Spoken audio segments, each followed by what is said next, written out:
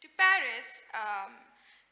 Desire is a French satellite company, and you can tell us more about your company, please. I welcome you to the stage.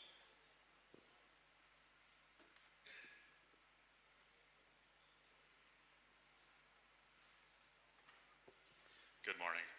This is a little unexpected. For some reason, someone was listening and asked me to come up. So I'm actually here on my way from Athens. I arrived here yesterday morning, and I'm on my way home to Penang, and I have 2 weeks left, and I'm moving to Paris in 2 weeks. So this is actually a photo I snapped a couple of years ago. Doesn't look very nice. This is in Dhaka, in Bangladesh, and this is the drinking water intake of a drinking water plant. And it's shocking, right?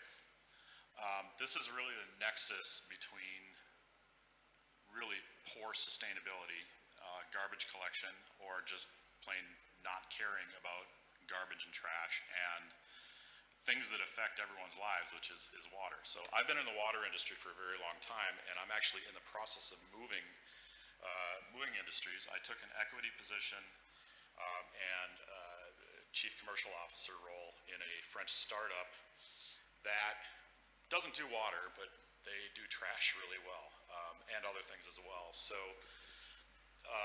I'm just here as a learning experience. I wanted to listen, learn a little bit.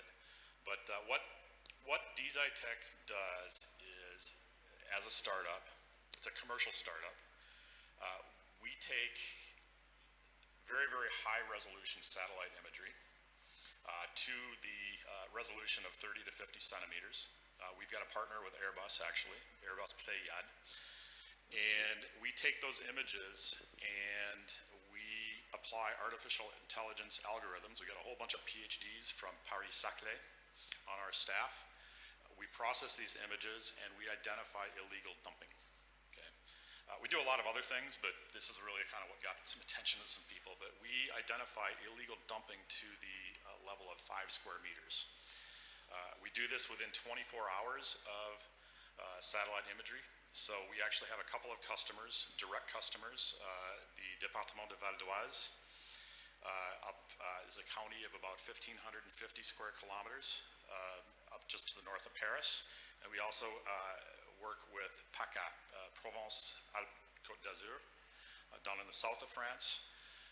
And we give them monthly satellite passes, and within 24 hours of the satellite pass, we apply the AI to identify these illegal dumping sites. Now, some people here were really, really surprised about illegal dumping. I had a meeting with Interpol last week up in Brussels, and illegal dumping, in the UK they call it fly tipping, is one of the top 5 crimes of the world, and is only second in terms of revenue generation. It's only second to the drug trade. Now, I was surprised. The Département de Val d'Oise sees roughly 2,500 sites per year of illegal dumping. So you think about it, at least in Europe and North America, you see advertisements in the paper of people offering to take your junk away. They'll show up at your house, you'll pay them $200, $100, whatever it might be, and they're supposed to take your junk and bring it to an authorized dump. Well, what do? They don't go to an authorized dump to pay to do it. They go off in some unknown forest or some end of the alley or by the side of the road, and they throw it out and they dump it on the side of the road. Well, what happens if there's caustic chemicals and it's right next to a watershed? So it's a huge problem. We address it. We help governments address the problem by giving them the data. So we're basically a data service company. We overlay it on GIS, ArcGIS, and then they diffuse it out to their little communities, and they go off and they go and investigate it, put pictures onto our platform, and prioritize the dump sites for cleanup based on environmental risk, tourist risk. You know, maybe it's next to a nice castle. You don't want to see you don't have tourists seeing a big dump site, things like this. So that's what I do. I mean, we also do a lot of other things. We're moving into methane measurement for methane plumes, Also working with Vera to develop a digitalized standard for measurement verification and reporting. So we're kind of moving into that. And then we also have a contract with very large scale construction, monitoring environmental impact of large construction. So we actually have a 9-year contract with the Canal Seine Nord, Europe, which is the canal they're building for barges between Compiègne, just north of Paris, and Belgium, to link up the canals with the canal network of Belgium and Holland. And it's going to take massive amounts of trucks off of the roads. I think they said that the carbon footprint is going to be reduced by, it's going to pay for itself from a carbon footprint savings perspective within 5 years, something like that, 5 or 6 years. So we're measuring all of the environmental impact of that particular large construction project. So that's, I guess, my pitch. It's pretty exciting to be moving into a company like this and to see what they can do for the world.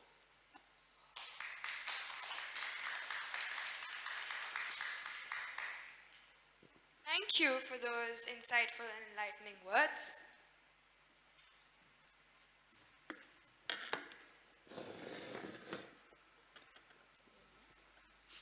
As we continue our journey towards sustainable development and climate action, it is imperative to recognize the power of partnerships and collaborations. Today, we have the privilege of hearing from a panel of distinguished experts who will shed light on the topic of establishing partnerships for innovation and achieving climate action goals. Allow me to introduce our speakers, bringing a wealth of knowledge and experience to the table. First, we have Nidhi Rana, the visionary founder of JustBreathe.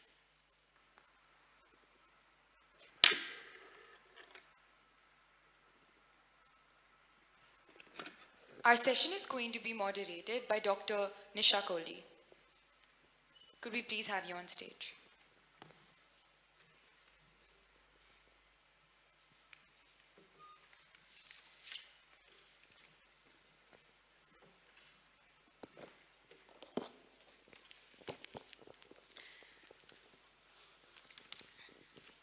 Good morning, Nidhi. How are you Very today? good morning, Nisha. Very good morning, all of you. I hope you were not very tired last Not night. at all. Okay, let's begin. So Nidhi represents JustBreathe. You know, when I heard that name, I thought, is it like yoga? Yeah, but you'd be surprised the kind of innovation that she has done with her product, with her concept. And yes, Nidhi, so please introduce first yourself to the audience and then about your company and the product that you have. Yeah. I usually introduce myself as like, through with my product, adds value in people's life. And especially for the corporates, adding zero to their bottom lines. I think that is more leveraging and more attention gaining for them, that yes, something is there, sustainable products which can add zero to their bottom lines. So I'm the founder and the CEO of JustBreathe. JustBreathe is a humanity-based product, and which is a clean tech venture which uses technology, which uses, I'll say, the real-time analytics and tissue-grown lab plants, which has an ability and capability to break down the complex molecules in the air in those simpler forms, because the microbes are present in that particular roots of those plants. So this is the science behind the JustBreathe technology, where the plants are capable of arresting the pollutants in the environment and converting them to the simpler form as a food for the roots. When did you started this venture? When did you start this? It's 3 years back we have started this venture. Okay. And I'll say the whole sole purpose of this, it's all about the journey. The JustBreathe is about the journey, because today all the corporates are meeting the developer, end users. All of them have defined their goals, goal for 2030, goal for 2050. But JustBreathe is all about the journey, how you are going to reach to that goal. See, it's simple words like post-corona and post-COVID, people start realizing the value of air. Because air till now has taken a back seat, what I feel, because we have provided infrastructure to the end users, we provide all the assets, everything, but air, as we can't see them, we can't, okay, that is, air is something is there, oh, fine, that's okay, till the time that has become poison and has come to the level that you have to take an oxygen cylinder to be alive, we have not given that much importance. But I'll say that positive point or positive aspect of COVID, that people started giving that attention to the air. And how we are giving that attention has become towards a B2B part is, it is adding the commercial value of the asset, like what type of air quality these assets has. Second thing is a psychological satisfaction of end users, occupiers. Because as a corporate, if I am giving the psychological satisfaction to my users on a well-being, that your office is safe. Because 1 year back, we all have to, Indians, especially around the world, we are struggling about call people or employees return back to the work. In that scenario, what is we are providing them? We are just telling them your office is safe to work. But if we have some dashboard, the real-time analytics, what they see, what they can feel that in the space where I'm going to spend 8 hours of time, it's safe as compared to outside. That's give me a psychological satisfaction. I am working in a 40% of my day in a safe environment. So this is all about the Just Breathe. Yeah, so could you please elaborate, like how do you compare your solution with the traditional air purifiers? See, I will say that in the HEPA filters and the MERV filters, what we usually use in all the commercial assets, they are all made up of microfiber plastics. And especially I know about Southeast Asia and the Indian country, India, we don't have any defined degradation or waste disposal for these filters. And these filters has a tenure of 8 to 10 months.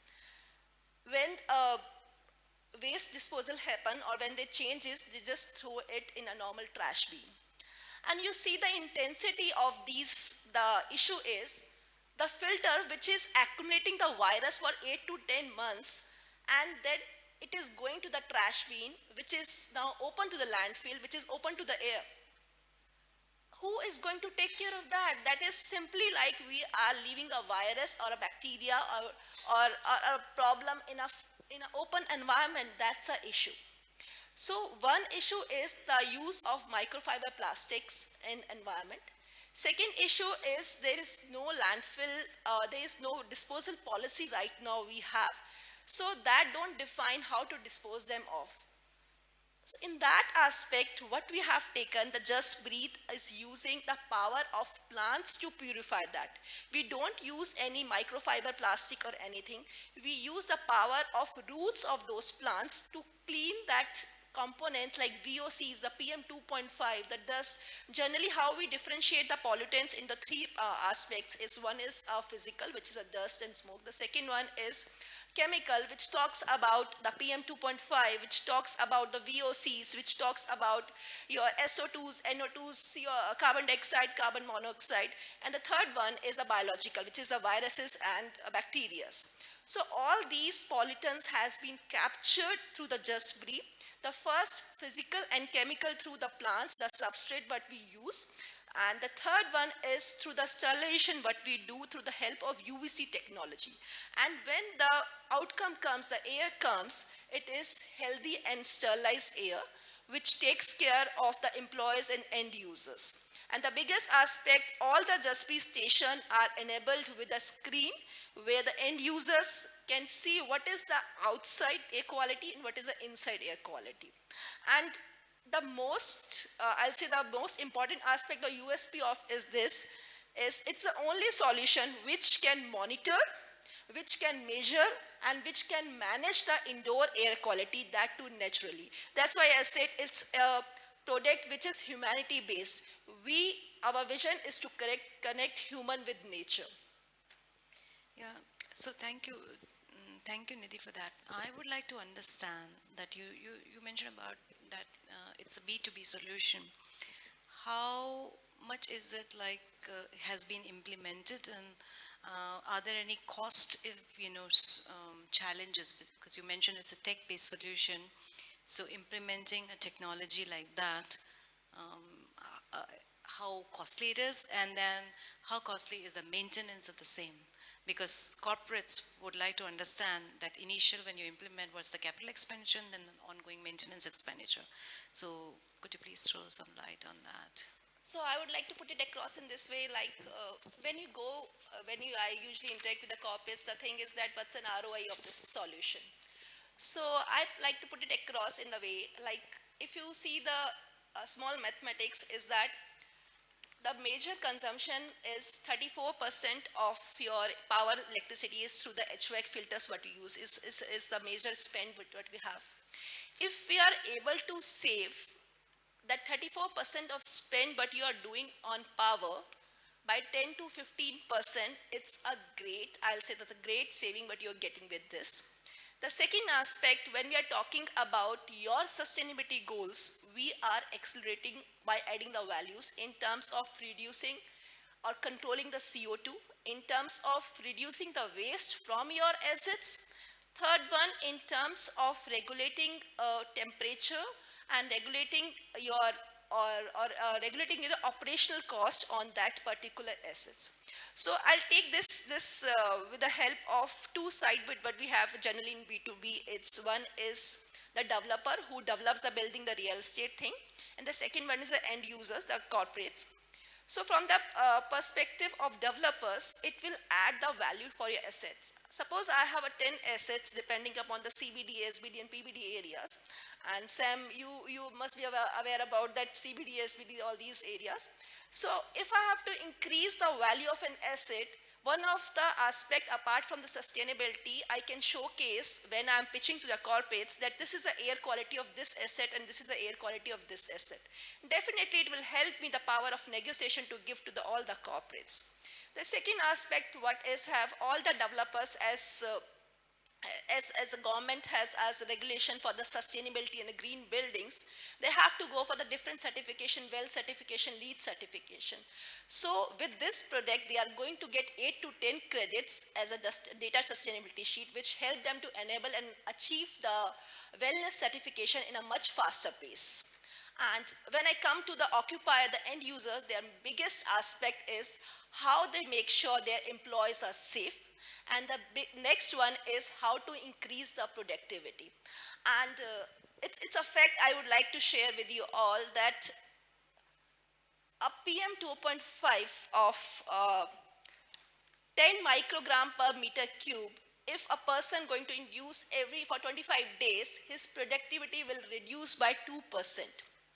Think about the factor, if I am with this solution, the natural solution, which is at one side sufficing your sustainability requirements, at another side helping the building optimization, is adding the wellness to your assets, is adding your productivity, 1% productivity of employees. So I think there is no comparison what the investment they are putting in to buy this solution or what they are getting it. So that's the main thing we need to compare, and we have to, when the comparison come, the biggest challenge I put it across is we always have to compare apple to apple. We cannot compare apple to guava and saying that, okay, you compare this thing with apple and this guava is not tasting well. So this is when this is a whole concept of us. When the person, and that is why we have always taken the top-down approach in all our marketings, that people who at the top, for them, the sustainability important, for them, the wellness of their employees important, for them, the bottom line is important. If my solution is sufficing all three, 1, 2, 3, then definitely the movement and the absorption of this product in that particular corporate is much faster. Thank you for that.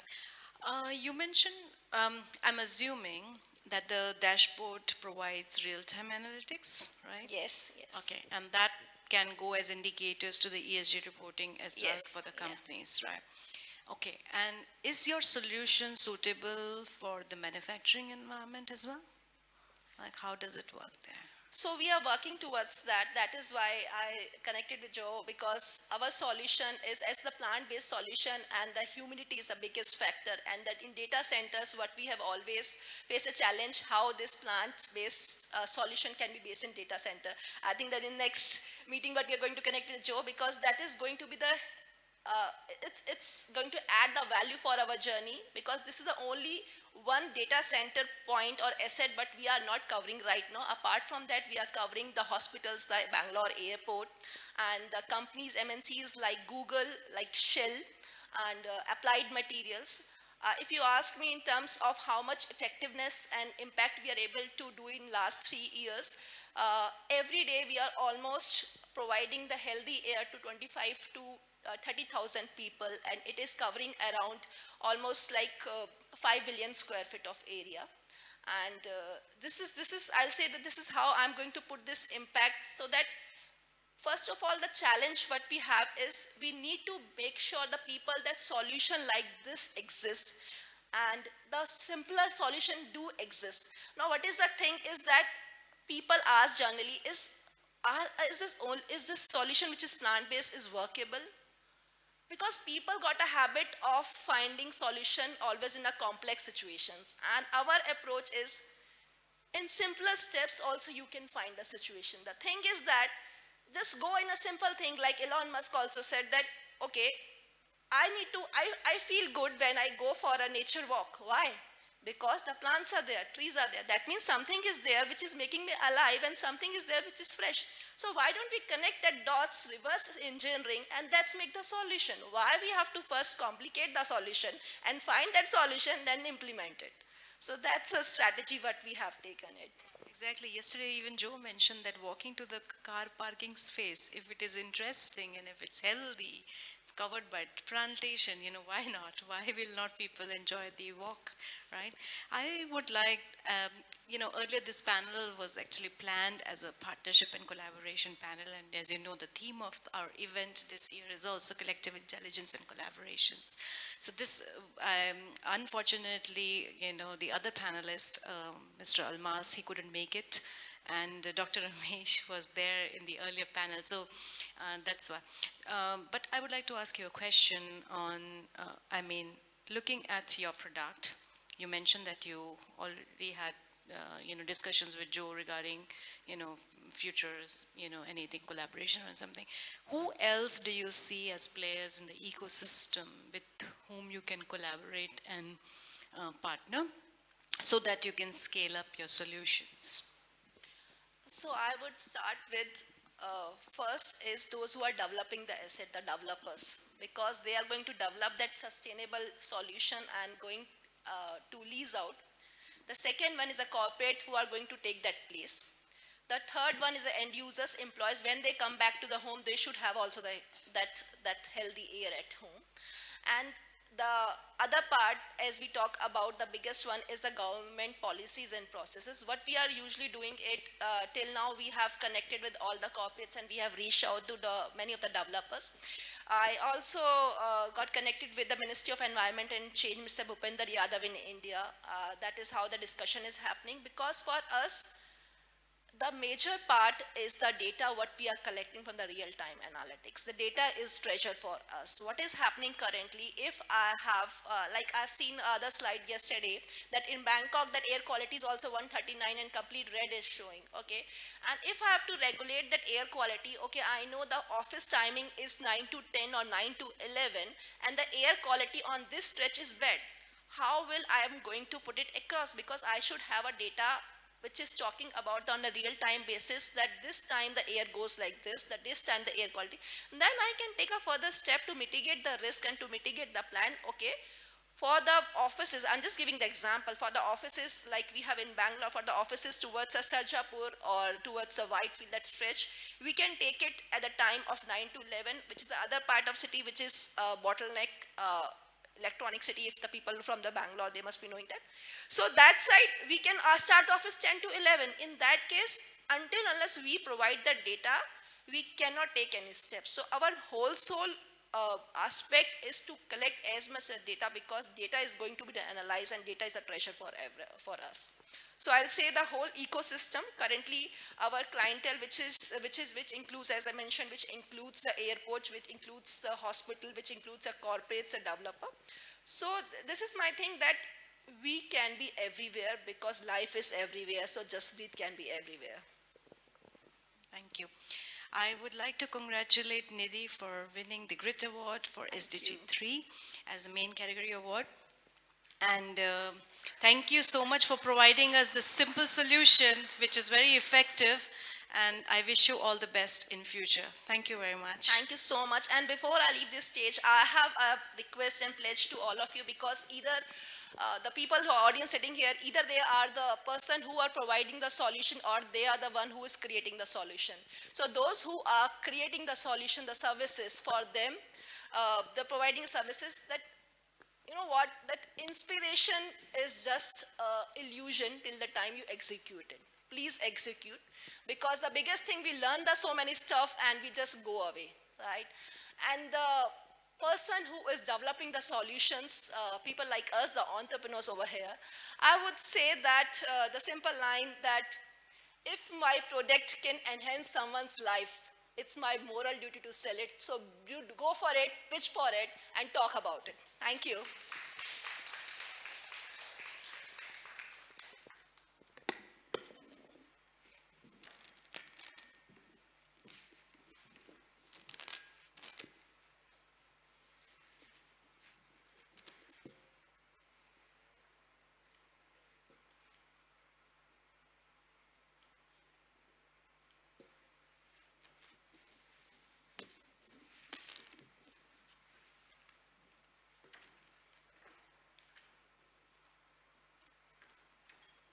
Thank you for those inspiring words. Joining us next is Mr. Muchtazar, the Sustainable Manager at Nickel Industries Limited. With his extensive experience in the corporate sector, Mr. Muchtazar has been instrumental in implementing sustainable practices and driving climate action within the organization.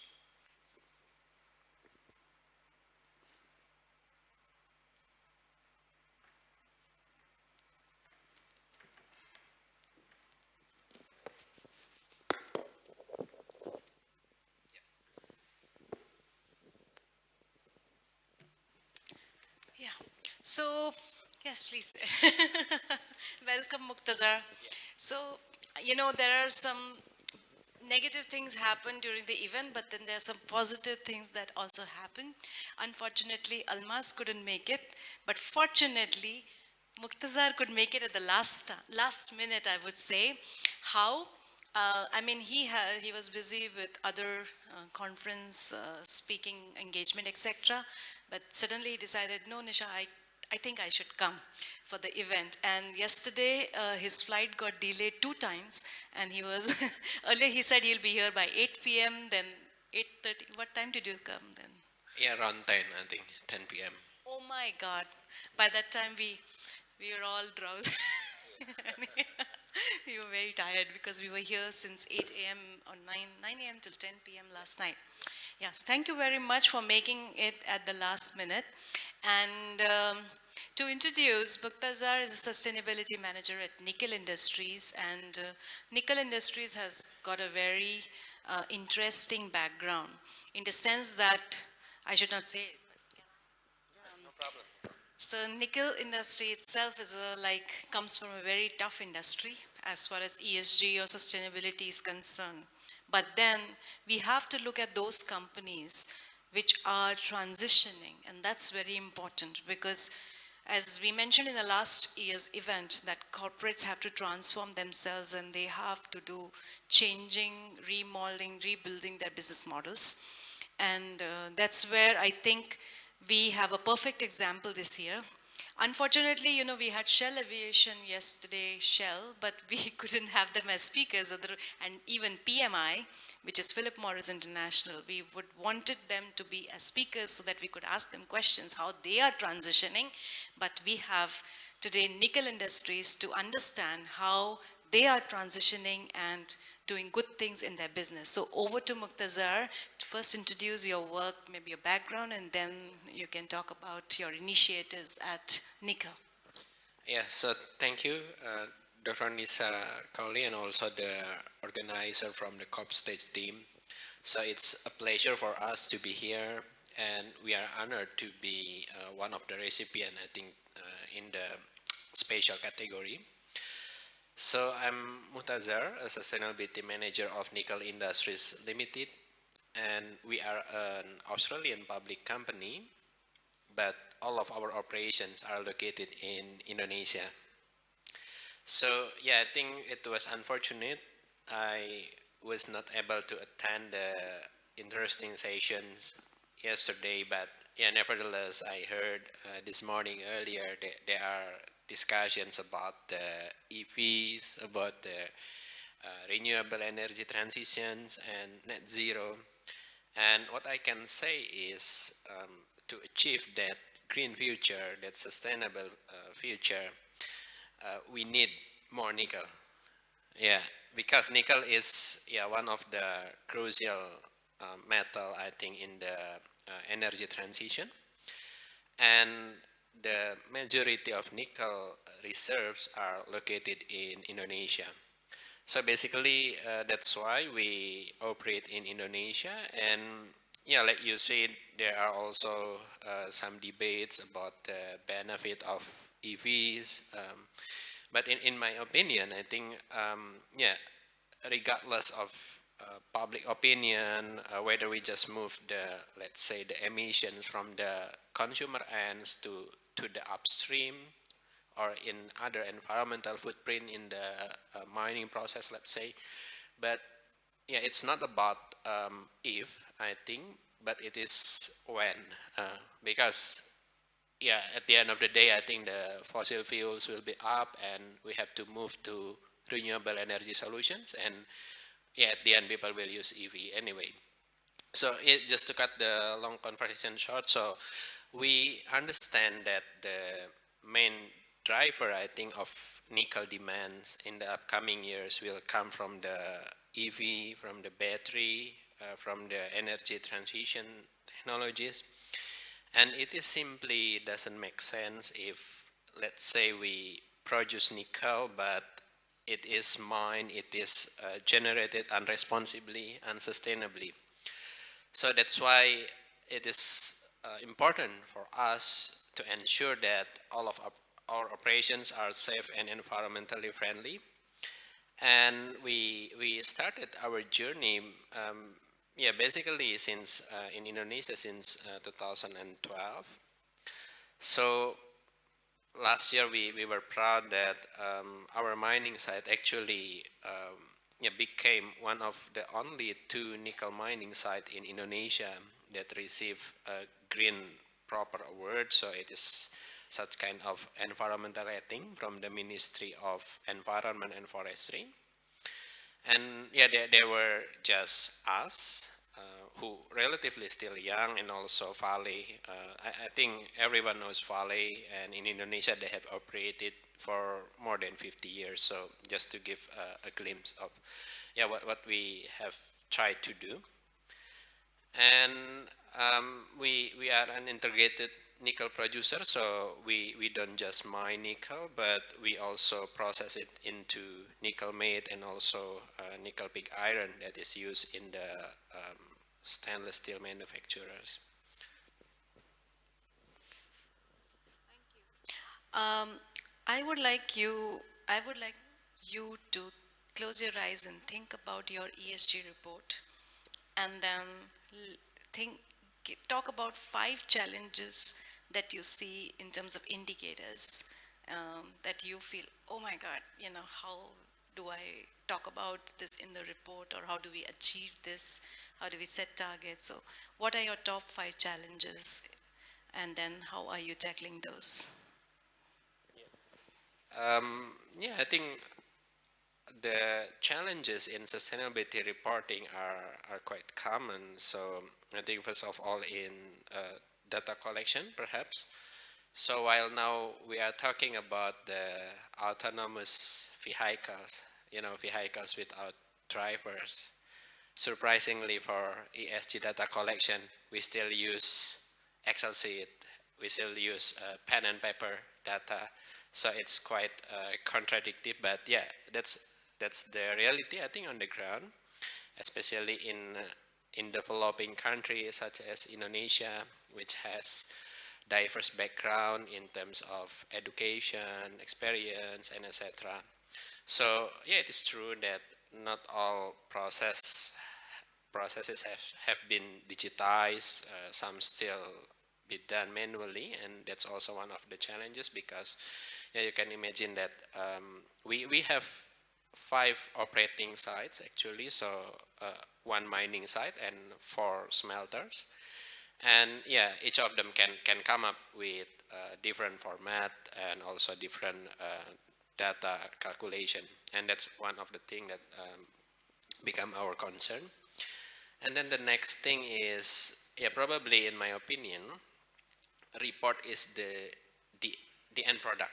I mean, that's not the overall objective, I think, from the sustainability perspective. But yeah, we try to be transparent, to encourage reporting, basically to improve the performance, the ESG performance on the ground. And yeah, just speaking frankly, I think, yeah, like we all know, there is no such like mining activities without impact. By the nature, mining is an invasive activity, invasive process. So it is impossible to not have, let's say, any impact, zero impact to the environment. The point is how to minimize the impact, and if possible, how to, yeah, let's say, to offset or to come back with better solutions. So at the end of the day, when the mines close, or yeah, when the operations finish, the environment, the surrounding communities can become better than before we enter the area. And also yeah, I think I haven't talked about the second one, but what I want to say is actually in Indonesia particularly, because I work there. So unfortunately, there are a lot of artisanal and illegal miners, I think. And for us who want to raise the bar, it's quite challenging, because to be honest, those miners, they have no such environmental responsibility, social responsibility, while at the same time, we sell our products, let's say, to the same customers. So yeah, we have to maintain, let's say, the ambition to operate sustainably, while at the same time also to keep our company profitable. Because yeah, I think, yeah, from the business perspective, the objective of a company is to give value for the shareholder, like we all know. So we have to maintain those balance, and it's not easy, to be honest. That's the second thing. And then the third one is about decarbonization, I think. Like we know very well that in Indonesia, I think particularly, we still use coal as our main power sources, especially in the generators. And yeah, it results in the higher carbon footprint density for our nickel product. So yeah, I believe you have spoken with Tesla as well, why maybe one of the reasons why they haven't, let's say, built a manufacturer plant in Indonesia is because of the carbon footprint. And that's also something that we try to address. So it's not like flipping our hands, but yeah, again, like the theme of this conference, we encourage collaboration between parties, and we have started to decarbonize our operations basically by using solar panel. So yeah, we aim to have more than 420 megawatts peak of solar power that will reduce our let's say conventional energy consumption. And we also explore the opportunity to use LNG, I think, as alternative to coal. Yeah, I know LNG is not renewable material. It's not, yeah, let's say green energy, but yeah, at least I think it emits less carbon footprint than coal. So that's also one of the challenges, but we are trying to do our best.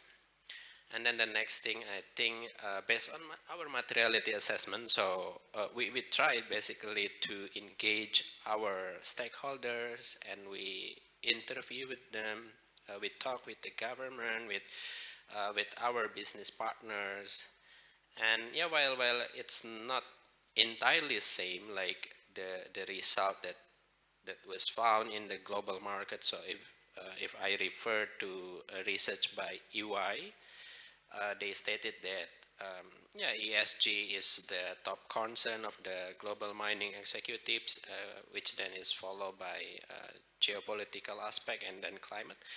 But based on our research in Indonesia, I think we found that local communities are, yeah, are on the top, I think, of our priorities, because yeah, maybe in other words, the indigenous people, yeah, because before the mining we operate, those people are already there. So we have to ensure that their presence also will be appreciated, and at the same time they can grow together with us. And yeah, sometimes it's also about mindset. You know, in, yeah, in the case of Indonesia, I think some, I think, still don't believe in the process. So they want to see the impact instantly. So let's say, yeah, we want to encourage the capacity building, the education, the training, to ensure that these people will have the capabilities, either, let's say, to become future workforce, or maybe simply in the future to obtain better jobs or to grow businesses. But yeah, since they prefer to see the impact now, and yeah, at the end of the day, what they want is infrastructure, let's say, which can be seen, can be felt by now, but maybe in the long term it will not add much to their human development. And then the last, the fifth, I think what I want to mention is, of course, about occupational health and safety. So yeah, by the nature, I think the mining operations, the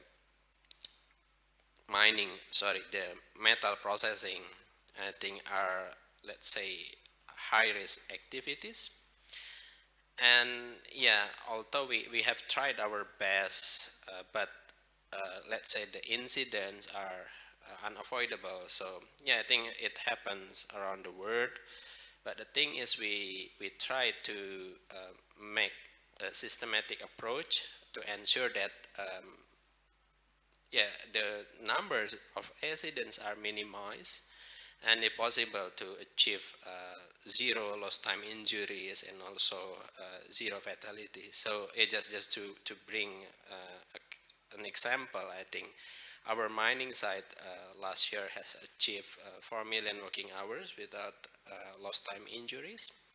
And in our smelters, two of them, the Hengjaya Nickel and Ranger Nickel, they are located in Central Sulawesi. Yeah, we are delighted because there is no fatality case since 2019. So yeah, we are working on that. Yeah, I hope that can answer your question. Of course, you've answered all my questions with those 5 challenges actually.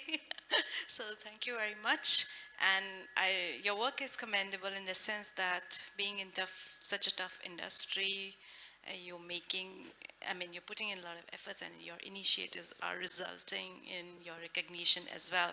So Muchtazar initially actually applied for our under 40 sustainability stars, and that's how I came to know about him and his work. And I asked him to come and talk about his journey, and that's how, he's here today. So we would like to congratulate you for, first of all, to Nickel for the most promising company award. and the other one for the sustainability stars that you applied. And yeah, so thank you. Thanks you, Thank you and so much. congratulations. Thank you. I would like to request Dr. Nisha to please present him the award.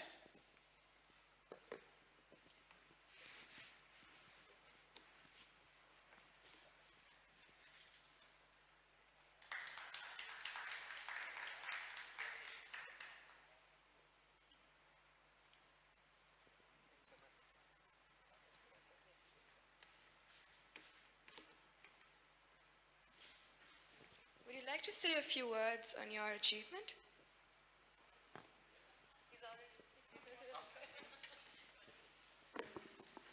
Yeah, I think so.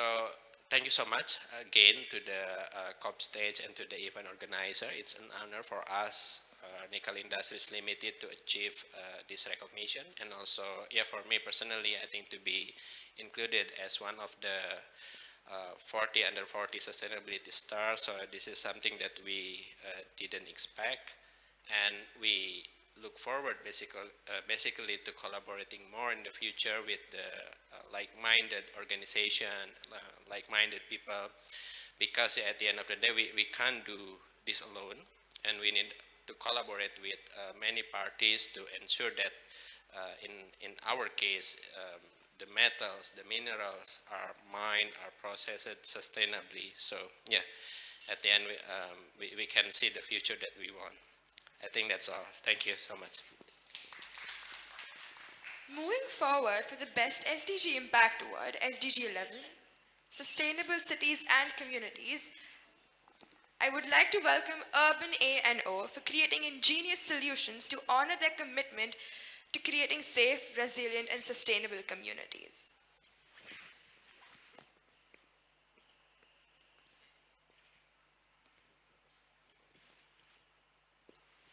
Urban A&O, please come to the stage.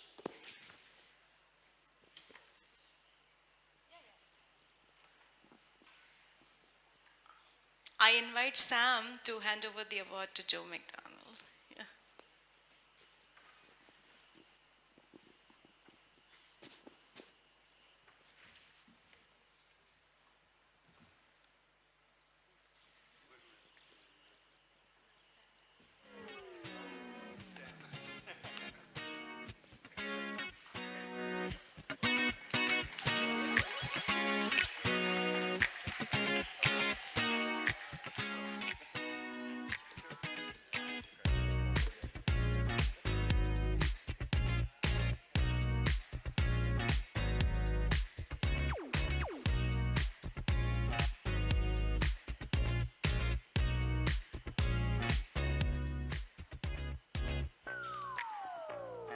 A few words.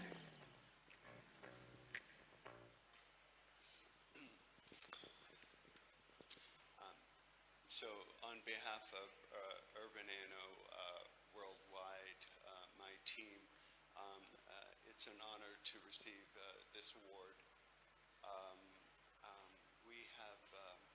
I myself have enjoyed the last 2 days here among so many bright minds, and not only were we sharing commitments, but these were commitments that were not just promises in the future.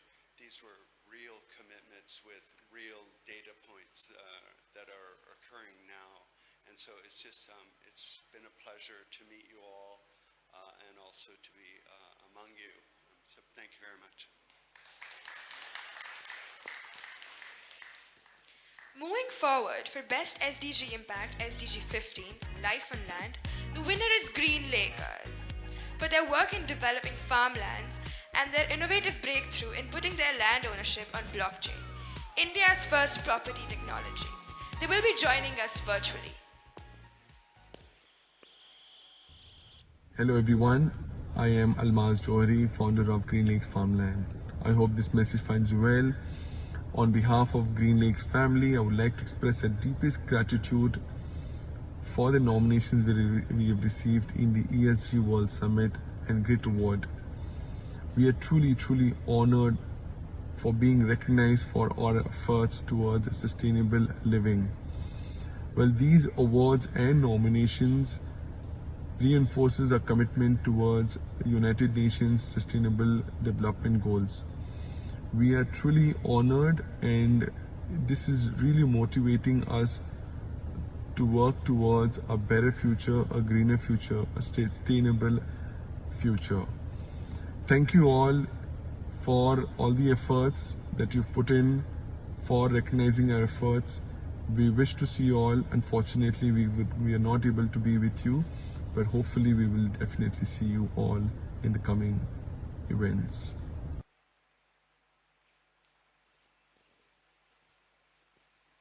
As the second day comes to an end, I would love to invite Dr. Nisha to give some closing remarks. Actually, you don't have to invite me, I'm always there. Thank you, girls. Before we wrap up, I would like to thank my excellent team. You know, they have been putting efforts for so many days, and I'm sure most of them you already know because they have been following up, talking to you. That reminds me one more thing. Actually, we also had to announce the sustainability stars, which I forgot. I have to. So this year we started a new initiative, which is Sustainability Stars Under 40. So the reason is under 40 is like, you know, we believe that youth, actually young sustainability leaders are making strides with the kind of concepts that they have been creating in terms of entrepreneurs, founders, and sustainability managers like Muchtazar. So we have received applications and we got them evaluated. So we have about 20 shortlisted sustainability stars. I would like to mention their names. You'll be able to see their profiles on our website along with their company names. And I invite you to connect and collaborate with them for the work that they have done, and you'll be able to find a lot of sustainable innovations and solutions with their initiatives. So let me just announce those.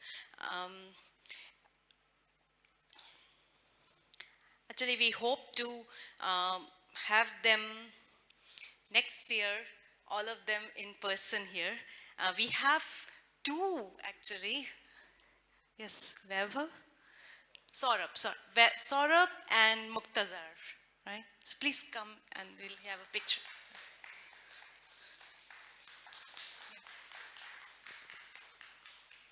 Yes. Okay.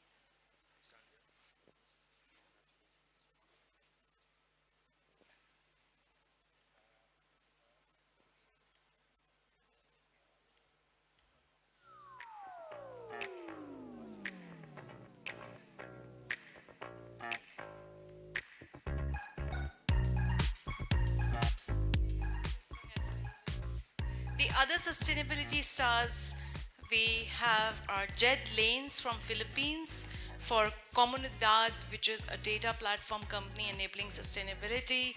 We have Saurabh, Kavich Kumar Muruganandan from Microsoft, then Ignacio for Do Good PTE. Then we have Somdip Dey from Nosh. We had Siddharth Nanda, who is working as an individual consultant. Earlier he was with Bharti Airtel. Then Guillermo Lopez, Enerlind, Jan Selzer, Grizel, Keshav Singhal from Capri Global, Mark from Wastel Lockland, Luke Desi, Copper, Raza Zafri, he could not make it. He was the first one who said, Nisha, I want to come for the event, but he could not come because he had a previous appointment. He got an appointment in Europe, something with a client. Soranun, he's running an e-tran initiative in Thailand. If you see e-bikes, which are white color bikes, so those are done by Soranun, and he's very young, CEO. We have Sagar Pradhan, we have Baldeep Singh, who has built a platform for recycling, and it's called Revent. please do visit if you are interested in recycling and circularity. And Bayan Yazdani from Taiwan Institute. So you see, we have people applying in from almost all over the world, touching almost all the regions and continents. So happy with that, Corpstage has making some impact. We are making small dent in this space. One sustainability star who did not apply, actually two are here. So one who did not apply, but she really deserves this thing is Michella Irawan. If you hear her story, the tuna girl, because she's from our team and she's been really, really supportive. She has her own, she owns a family business which is into fishing, and now she is making an impact with her Collabit, which you all had yesterday. Too much focus. I would say she keeps knocking me. Nisha, can you tell me how sustainability I can do this? She has got great focus on sustainability in whatever effort she's doing. So really, please, Michella, come here. Yeah. Of course, you deserve it for your work that you're doing. She wants to make an impact to all the fishermen families in Indonesia. As you know, Indonesia is a very big market for seafood and fishing. And actually, last year I got I would say problem client. They want to make their fishing sustainable. And so it's a big problem because of COVID. Companies want to make more money. They have challenges of working capital on how to support the business, but at the same time, they have challenges on how to make their fishing and storage of those fishing sustainable.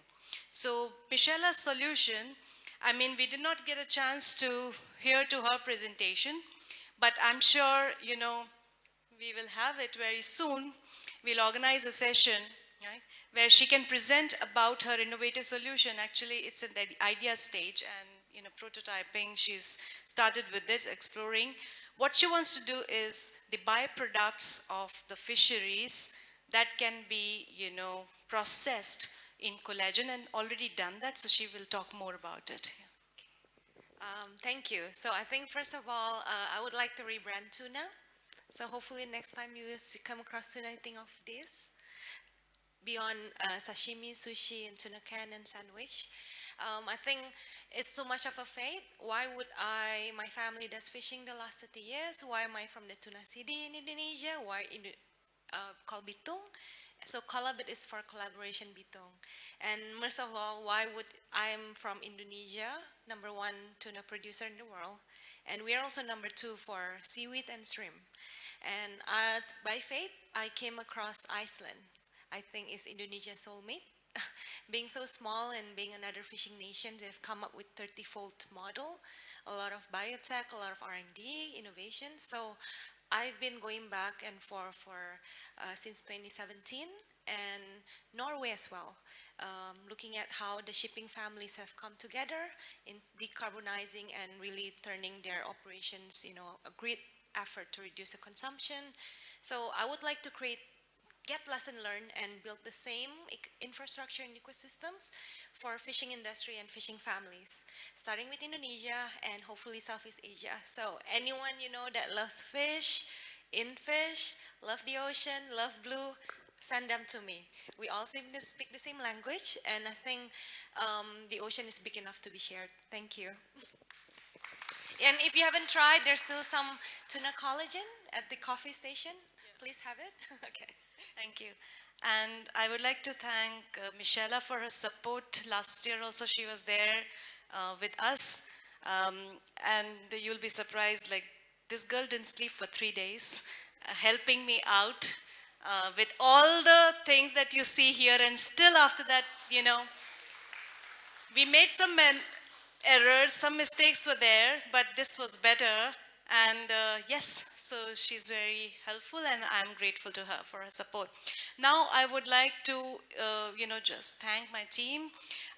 First of all, my partners, who are co-founders of Corpstage. I have Rajiv Rawat and Ashit Padi here, who you would have never seen in my talks and interactions, but they're always there with me. So Rajiv and Ashit just, yes.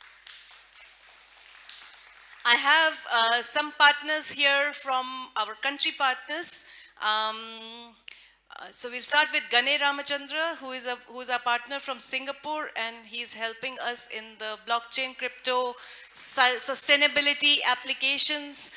And with him, we have started an initiative to evaluate Web3 based apps, technology applications for the ESG.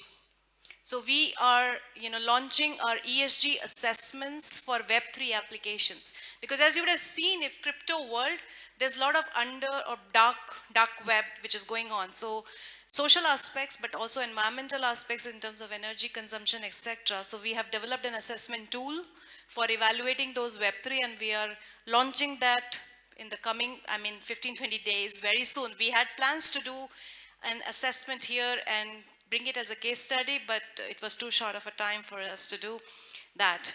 Then we have Dr. Ramesh Ramchandra, who is, I think, skipped, and maybe she's checking out because of the 12 p.m. checking out time.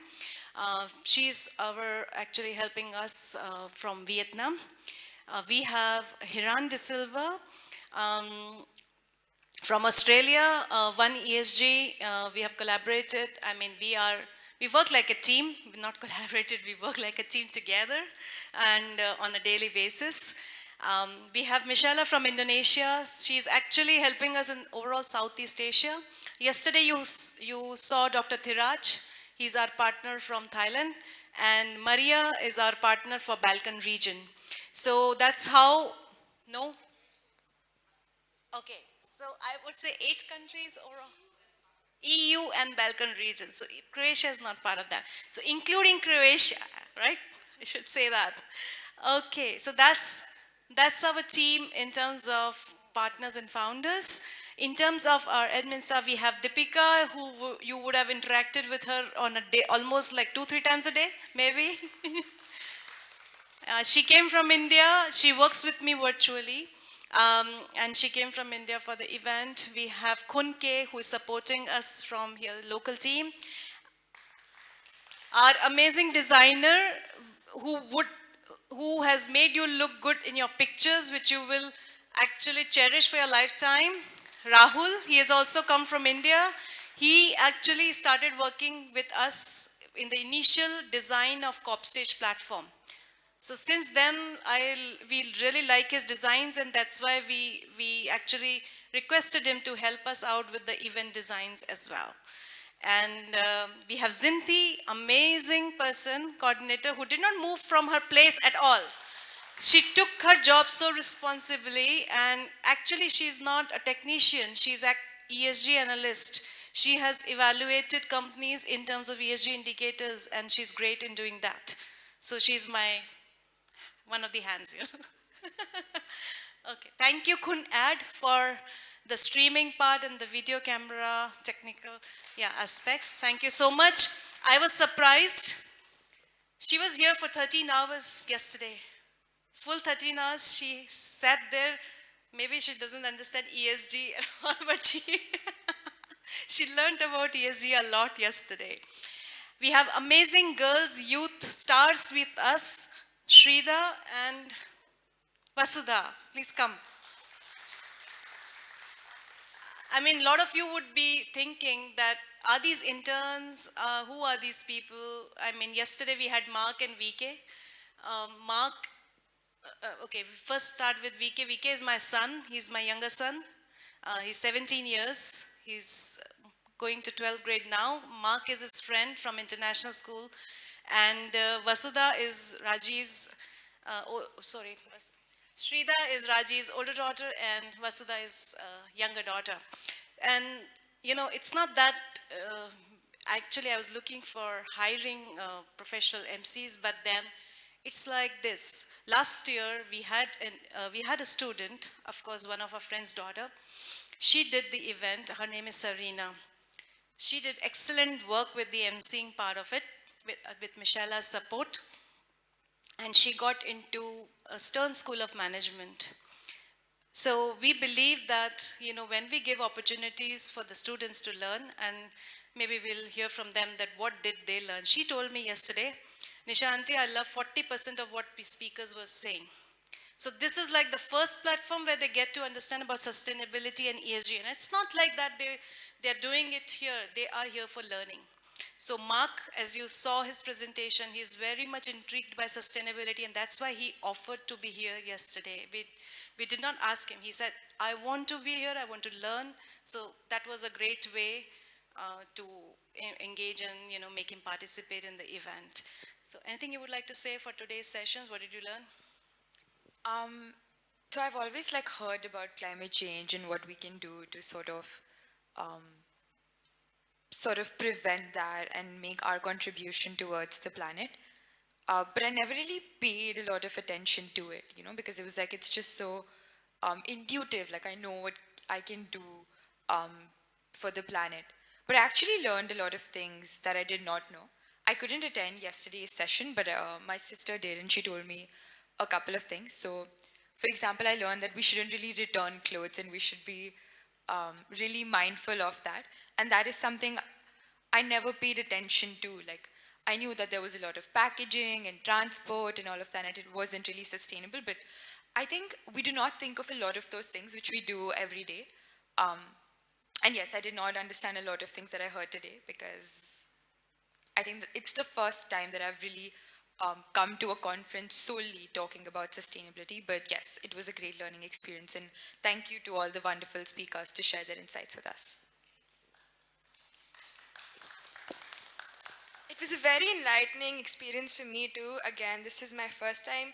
I'm actually looking for some startup ideas. I want to have my own startup in India, so I was here to hear about sustainability. I was listening to all of you.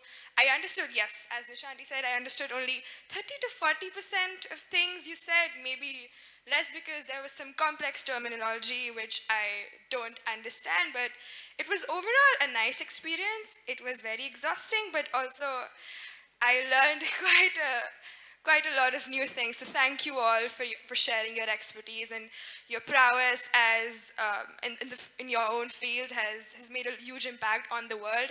And it's our young minds are also, you're honing our minds. So thank you for all of it.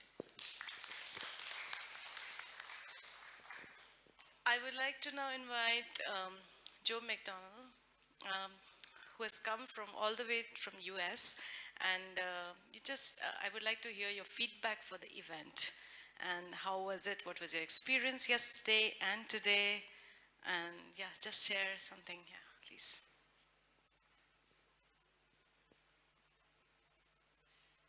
What did you gain? I think I alluded to it a little bit earlier when I was accepting my award. So it started with there was a dinner, a small dinner prior to the all-day event yesterday. And then, of course, we had this morning. So if we just take all of those activities combined and all the people that I have met along the way and exchange contact information with, and also just simply listening, all the way up from, giant, Indian conglomerates down to, young startups. There's this, kind of shared knowledge base that it's a baseline that we all have now. Not to get into the details, but ESG actually started quite a long time ago. It was alluded to at the beginning by Kofi Annan, and what it has turned into now. It has been problematic in the United States, but now it is really taking on reality. So not only ESG, but also the full concept and impact of sustainability and climate change. So everybody we heard from, again, you know, they weren't platitudes. They were hard. There were hard facts and hard commitments. And you know, I've been on the lecture circuit and the conference circuit for probably a decade on sustainability, and now we're hearing,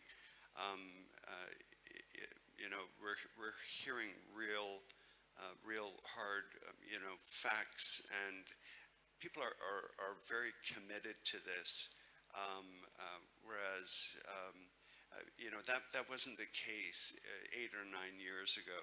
So anyway, and thanks so much, Nisha, for arranging this. It's been a pleasure to be here, and you know, congratulations to Corpstage for you know, evolving into this now. You know, I'm sure that, you know, it's now going to evolve into an international event, because it's you know, I knew it last year, I know it this year, and you know, it just leaps and bounds into a very important venue for people to gather at and share ideas. So thanks.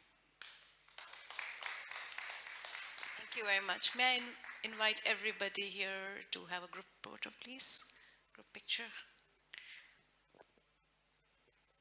We had some last night, but some, yeah, we'll have some more. Yeah. Okay, please.